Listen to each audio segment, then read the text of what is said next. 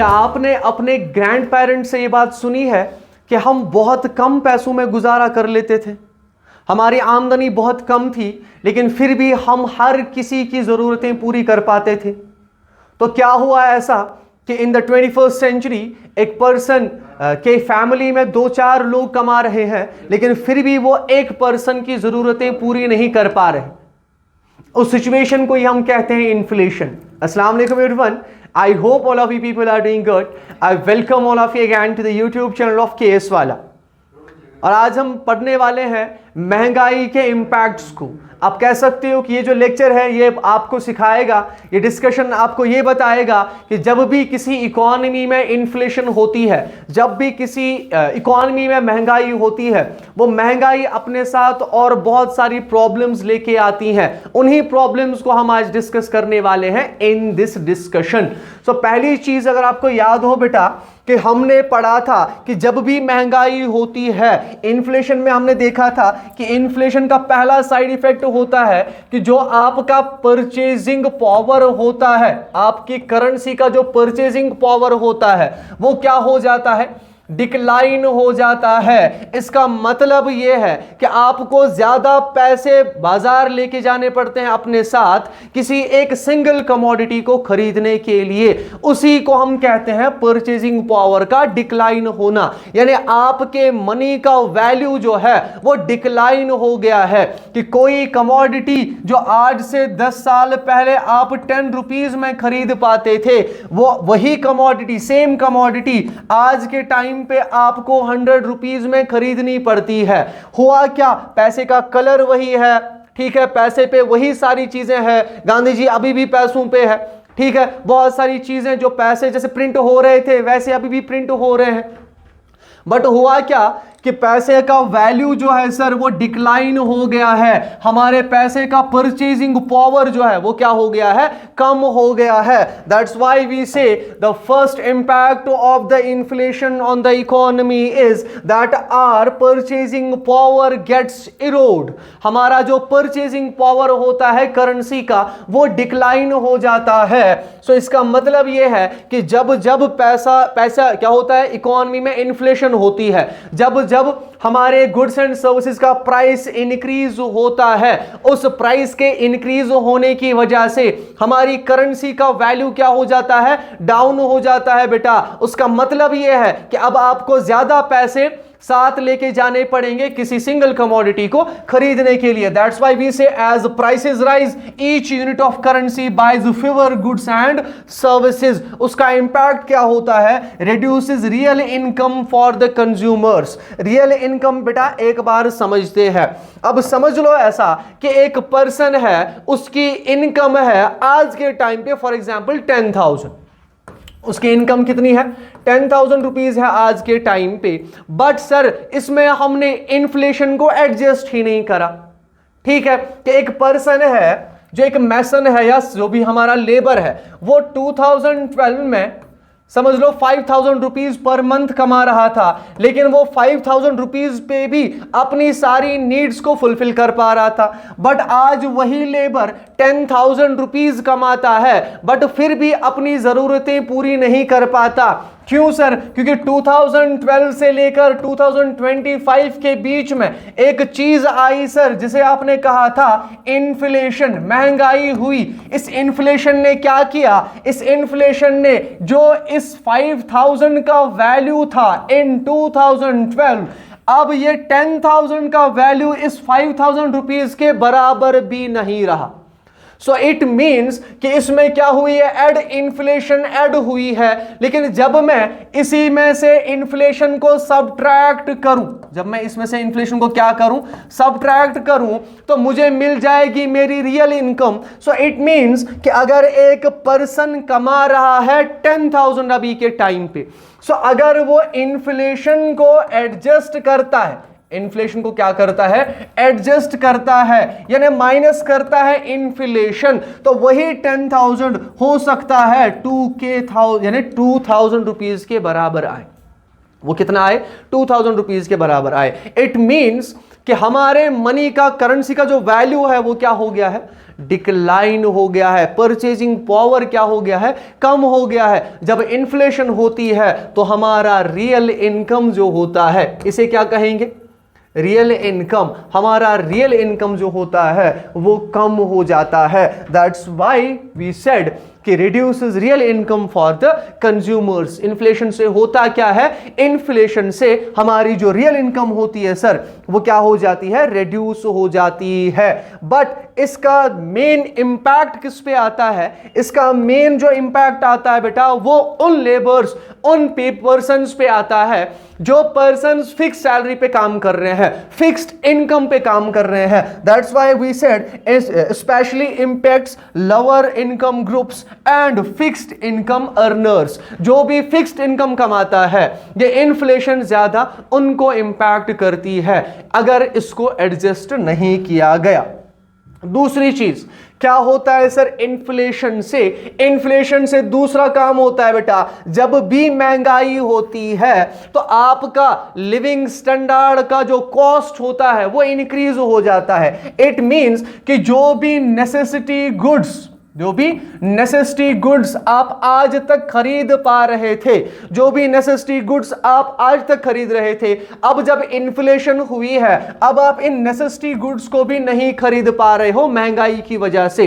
तो इसका मतलब यह है कि जो चीजें अब तक आप कंज्यूम कर रहे थे, जो चीजें अब तक आप यूज कर रहे थे, अब वो चीजें आप नहीं ले पाओगे। जब आप वो चीजें नहीं ले पाओगे तो आपका लिविंग स्टैंडर्ड क्या हो जाएगा, डिक्लाइन हो जाएगा। दैट्स व्हाई डिस्क्रिप्शन की अगर बात करें तो inflation leads to higher prices for basic goods like food, transportation and housing. तो जो भी लिविंग स्टैंडर्ड के बेसिक यूनिट्स है, चाहे वो आपका ट्रांसपोर्टेशन हो, जिसे हम कहते हैं रोटी, कपड़ा और मकान, जब वो तीनों भी क्या हो जाए, महंगे हो जाए, तो आपका लिविंग स्टैंडर्ड जो है वो खुद ब खुद कम हो जाएगा। जब एक पर्सन जमीन नहीं खरीद पाता, मकान नहीं बना पाता, तो जब वो मकान नहीं बनाएगा खुद ब खुद, उसके पास इतने पैसे हैं नहीं कि वो मकान बना सकता है, तो वो झोपड़ी में रहने के लिए मजबूर हो जाएगा।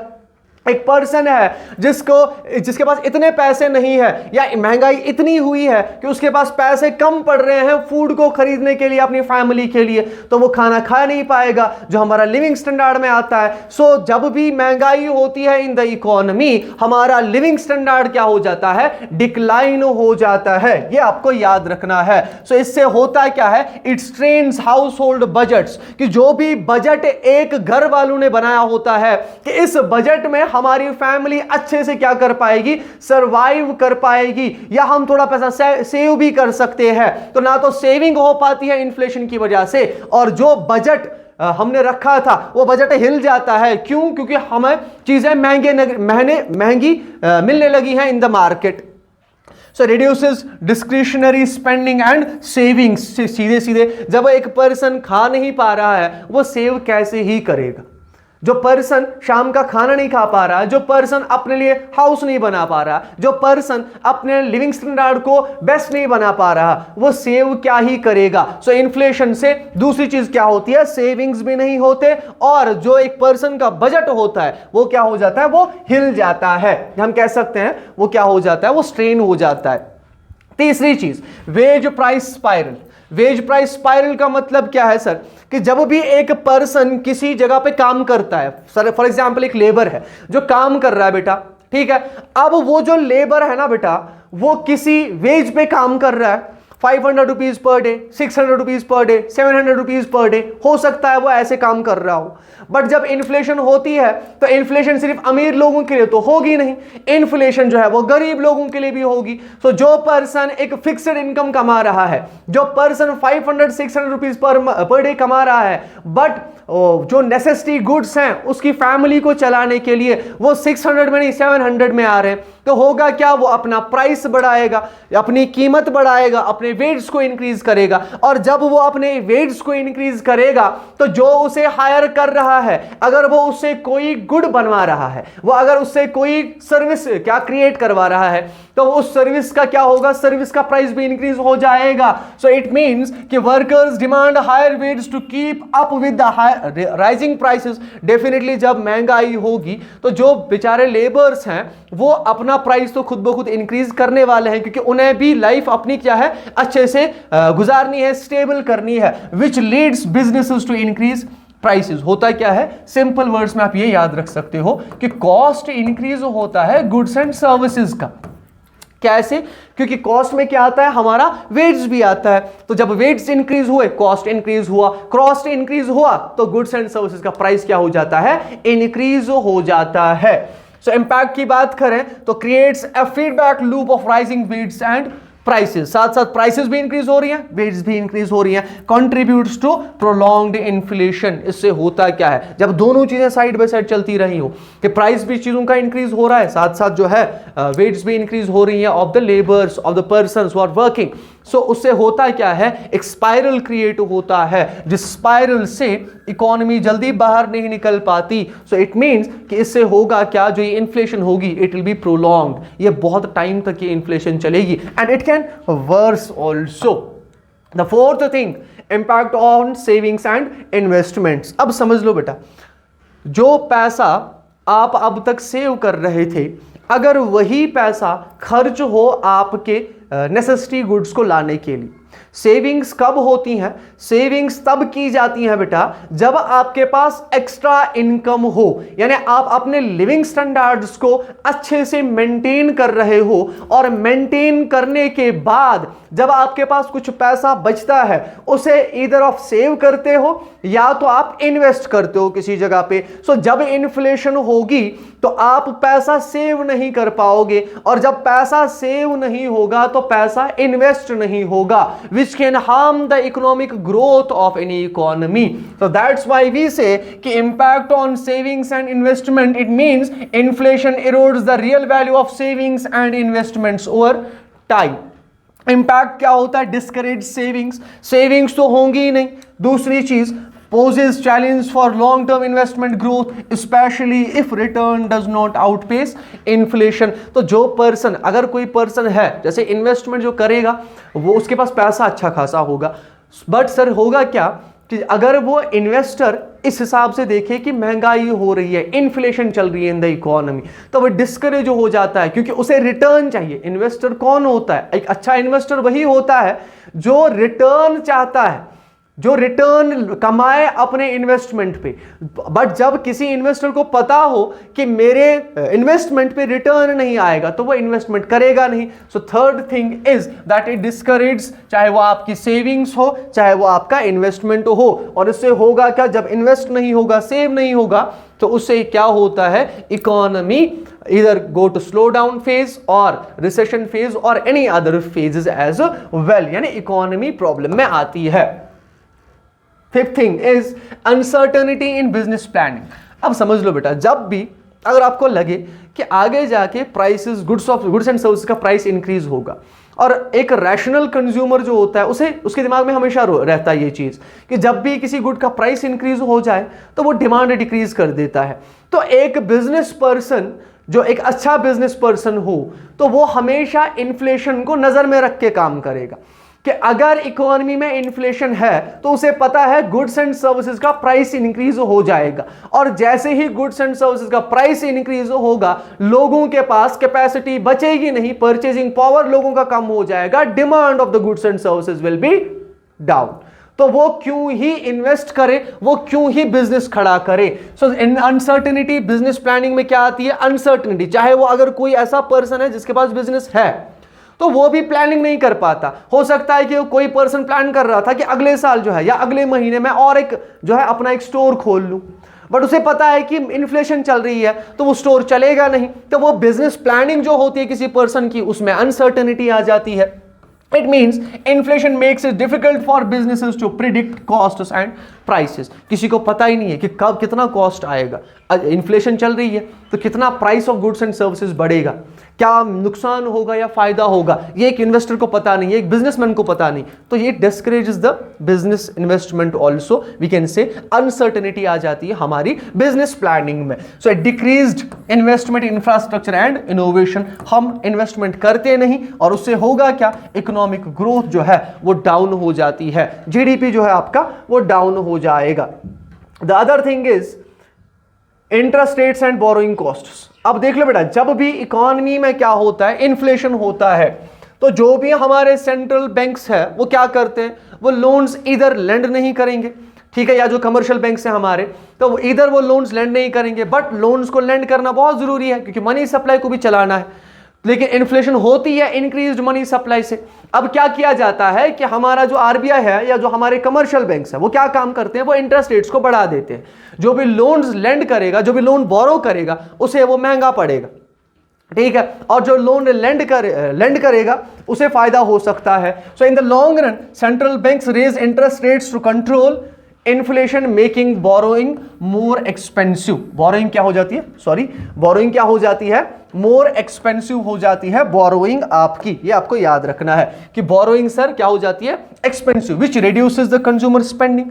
पैसा आएगा नहीं इकोनॉमी में तो पैसा खर्च भी नहीं होगा इकोनॉमी में, तो पैसा खर्च नहीं होगा इकोनॉमी में तो मनी सप्लाई जो है वो चलेगी नहीं अच्छे से, और जब मनी सप्लाई चलेगी नहीं अच्छे से तो production of goods and services भी नहीं होगा. Production of goods and services नहीं होगा तो क्या होगा, इकोनॉमिक ग्रोथ जो है वो रुक जाएगी, दैट विल बी स्टैग्नेंट, और वो स्लो हो जाएगी, इसे हम स्लो डाउन कहते हैं. तो बिजनेस इन्वेस्टमेंट नहीं होंगे, स्लो डाउन इकोनॉमिक ग्रोथ हो जाएगी, ठीक है. The other thing is redistribution of wealth. होता क्या है, जब भी आप इन्फ्लेशन में फंसे होते हो, कोई भी इकोनॉमी जब इन्फ्लेशन में फंसी होती है तो जो बोरोवर होता है, इन्फ्लेशन बेनिफिट्स किसको करता है, बेनिफिट इन्फ्लेशन आपके बोरोवर को. अब देखो, किसी ने आज से 5 साल पहले जेके बैंक से लोन लिया है और उसे वापस उतना ही करना है जितना उसने लोन लिया है प्लस उसका इंटरेस्ट, ठीक है. बट अगर आज कोई ले रहा है जेके बैंक से तो उस टाइम पे जो उसने 10 लाख लिए थे, पहले ए पर्सन का ही समझ लो कि ए पर्सन है, उसने 10 लाख लिए, उसने कहीं पे जमीन खरीद ली क्योंकि उस टाइम पे इन्फ्लेशन इतनी थी नहीं, तो वो वापस भी कर रहा है बैंक को, ठीक है, उसी हिसाब से वो वापस भी करेगा इंटरेस्ट के साथ. बट जो आज लोन लेगा, इन्फ्लेशन है इन द इकोनॉमी, तो उसे पहले बाजार में तो कुछ मिलेगा नहीं, उतना आएगा नहीं जितना आज से पहले आया था. तो जो बोरोवर होता है, जो पहले लिया होता है किसी ने लोन, तो उसको फायदा होता है. क्यों, क्योंकि इन्फ्लेशन उस टाइम पे थी नहीं, तो उसे चीजें सस्ती मिल गई, तो वो इन्वेस्ट किया हो उसने या किसी और काम में खर्च किया हो. बट जो लेंडर होता है उसे नुकसान होता है. क्यों, क्योंकि लेंडर को इस टाइम पे 10 लाख रुपए वापस मिलेंगे, बट आज के 10 लाख का वैल्यू उन 10 लाख के बराबर है नहीं, क्योंकि उस 10 लाख जो उसने पहले लिए थे उन 10 लाख का वैल्यू अभी 50 लाख या 40 लाख के बराबर है. तो इन जो भी हमारा लेंडर है उसका नुकसान हो रहा है. Increase inequality between debtors and creditors. दूसरी, uncertainty for financial markets.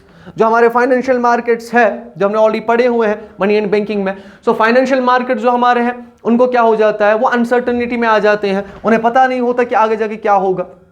Other thing, negative impact on fixed income groups. अभी मैंने आपको बोला कि अगर कोई फिक्स्ड इनकम कमा रहा है, कोई एक पर्सन है जो जॉब कर रहा है, तो जॉब में सैलरी सर 70,000 है उसकी, तो वो 70,000 आगे जाके बढ़ेगी नहीं, फॉर एग्जाम्पल, ठीक है. अब वो 70,000 अगर वो 2012 में कमा रहा था 70,000, तो उस टाइम पे वो बहुत सारी चीजें खरीद पाता था, सेव भी कर पाता था और इन्वेस्ट भी कर पाता था. बट आज के टाइम पे क्या हो रहा है, आज के टाइम पे ना तो वो सेव कर पा रहा है, ना इन्वेस्ट कर पा रहा है, और ना ही वो अपने नेसेसिटी गुड्स को क्या कर पा रहा है, ले पा रहा है from the market. So fixed income person, जो भी फिक्स्ड इनकम पर्सन होते हैं, इन्फ्लेशन उन्हें बहुत ज्यादा इंपैक्ट करती है. क्यों, क्योंकि इन्फ्लेशन जितनी बढ़ेगी साइड बाय साइड आपका जो है पैसा भी बढ़ना चाहिए. बट अगर आपका पैसा नहीं बढ़ रहा है, सिर्फ इन्फ्लेशन बढ़ रही है, तो इसका मतलब है कि आपका जो परचेजिंग पावर है वो कहां है, वो नीचे रह गया, और इन्फ्लेशन बहुत ज्यादा है. तो जो गुड्स एंड सर्विसेज आप खरीदना चाहते हो या जो भी गुड्स एंड सर्विसेज आप यूज करना चाहते हो, आप उन्हें यूज नहीं कर सकते. सो रिड्यूस्ड स्टैंडर्ड ऑफ लिविंग, जो मैंने आपको बोला अभी, increased reliance on government support, इसलिए आपको फिर डिफरेंट गवर्नमेंट सपोर्ट स्कीम्स की जरूरत पड़ती है. जो भी हमारे लेबर्स हैं उनकी एक फिक्स्ड इनकम है, तो उन्हें गवर्नमेंट सिक्योरिटी, गवर्नमेंट स्कीम्स या गवर्नमेंट जो भी डिफरेंट इनिशिएटिव्स लेता है उनकी जरूरत पड़ती है। The other thing is currency depreciation, जो हमने अभी पढ़ा कि करेंसी का क्या होता है, डेप्रिसिएशन होता है, सिर्फ अपनी इकोनॉमी में नहीं बल्कि जब हम अदर करेंसीज के साथ उसका क्या करें, उसका मैचअप करें या कंपैरिजन करें, तो हमारी करेंसी का वैल्यू बहुत ज़्यादा डिप्रिशिएट होता है, कम हो जाता है। तो डिस्क्रिप्शन की बात करें, high inflation related to other countries can lead to depreciation of the national currency. India की करेंसी का वैल्यू कम हो सकता है जब हम कंपेयर करें किसी और डेवलप्ड कंट्री की करेंसी के साथ या उस कंट्री के साथ जहां पे इन्फ्लेशन है नहीं। सो मेक्स इंपोर्ट्स मोर एक्सपेंसिव, तो जब भी हमारी करेंसी का वैल्यू कम होगा तो हमें ज़्यादा पैसा यहाँ से देना पड़ेगा, और जब मैं ज़्यादा पैसा दूंगा तो इंपोर्ट्स जो भी मैं मंगवाऊंगा वो मेरे लिए, वो हमारी कंट्री इकोनॉमी के लिए महंगे साबित होंगे, वो हमारे कंज्यूमर्स को बहुत ज़्यादा प्राइस में पड़ने वाले हैं। Worsens trade deficits and leads to inflationary pressures. So inflationary pressures जो है वो आ जाते हैं किसी भी इकोनॉमी में जब भी इन्फ्लेशन क्रिएट होती है। The other thing is social unrest. जब भी इकोनॉमी में इन्फ्लेशन होती है तो जो भी लोग कम पैसा कमा रहे हैं या जो भी लोग फिक्स्ड इनकम अर्नर्स हैं, तो वो क्या ही करेंगे, वो गवर्नमेंट से नाराज होंगे, और गवर्नमेंट से जब नाराज होंगे तो डिफरेंट प्रोटेस्ट्स होंगे, जगह जगह पे आपको जो है प्रोटेस्ट देखने को मिलेंगे, सोशल अनरेस्ट देखने को मिलेगा। इट्स ऑल बिकॉज कि इन्फ्लेशन की वजह से ये लोग जो है अपना नेसेसिटी आइटम्स भी नहीं ला पा रहे हैं मार्केट से, अपनी जो बेसिक हम कह सकते हैं नीड्स हैं वो भी फुलफिल नहीं कर पा रहे हैं, तो सोशल अनरेस्ट तो होना ही है। सो इट मींस कि इन्फ्लेशन क्या करती है, persistent inflation leads to dissatisfaction and frustration, और निकलता कहां है, प्रोटेस्ट्स में, स्ट्राइक्स में, पॉलिटिकल इंस्टेबिलिटी में। Potential challenge to government authority, जो भी गवर्नमेंट अथॉरिटी है वो चैलेंज फेस करती है due to this inflation. Impact on international competitiveness, हमने अभी कहा कि जब भी हमारी करेंसी का वैल्यू कम हो जाएगा बेटा, तो उससे होगा क्या, इंटरनेशनली हमारा जो कंपटीशन है वो क्या हो जाएगा, डिक्लाइन हो जाएगा। So it means inflation makes a countries exports more expensive and reduces competitiveness in global markets. Worsens trade balances may lead to decline of foreign investments। क्यों? क्योंकि जब भी आपकी इकोनॉमी में इन्फ्लेशन बहुत ज़्यादा है तो कोई भी इन्वेस्टर, अभी हमने देखा अपने इन्वेस्टर तो छोड़ो, बाहर के इन्वेस्टर तो छोड़ो, अपने इन्वेस्टर भी यहाँ पे इन्वेस्ट नहीं करने से डरते हैं। तो बाहर से इन्वेस्टमेंट तो आएगी नहीं, सो कहीं ना कहीं इन्वेस्टमेंट हमारी रुक जाती है। अब गवर्नमेंट जो है क्या करता है, रेस्पॉन्स क्या होता है गवर्नमेंट का इस इन्फ्लेशन को कम करने के लिए, वो हम 4-5 दिनों से पढ़ते आ रहे हैं, जब से हमने इन्फ्लेशन स्टार्ट करी थी। तो हमने पढ़ा था कि गवर्नमेंट क्या करता है, गवर्नमेंट एडजस्ट करता है अपनी फिस्कल पॉलिसी को और मॉनेटरी पॉलिसी को, ताकि इन्फ्लेशन जो है वो कंट्रोल हो सके।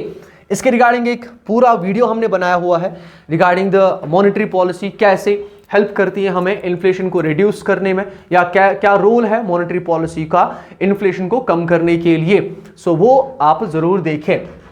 सो गवर्नमेंट क्या करती है, बजटरी पॉलिसीज बनाती है, फिस्कल पॉलिसीज मतलब बजटरी पॉलिसीज बनाती है, और मॉनेटरी पॉलिसीज बनाती है इन्फ्लेशन को कम करने के लिए। सो इट मींस कि कैसे कम करेगा, इंटरेस्ट रेट्स को इंक्रीज करके ताकि डिमांड कंट्रोल हो, और दूसरा potential subsidies to protect consumers increasing fiscal deficits. होता क्या है कि हमारे जो भी कंज्यूमर्स हैं उन्हें डिफरेंट सब्सिडीज जो है प्रोवाइड की जाती हैं ताकि वो हर एक बेसिक नेसेसिटी गुड को क्या कर सकें, खरीद सकें और इस्तेमाल कर सकें। So this is all for today.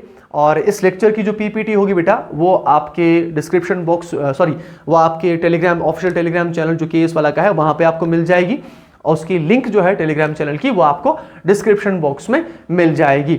Hopefully आपको अच्छी तरह सब समझ में आया हो कि क्या क्या इंपैक्ट होता है इन्फ्लेशन का, और होप आपको समझ में आया हो कि इन्फ्लेशन कितनी खतरनाक हो सकती है किसी भी इकोनॉमी के लिए। सो मिलते हैं आपके साथ नए लेक्चर में, तब तक लिए अपना ख्याल रखिएगा, अपने घर वालों का ख्याल रखिएगा। अल्लाह हाफिज़।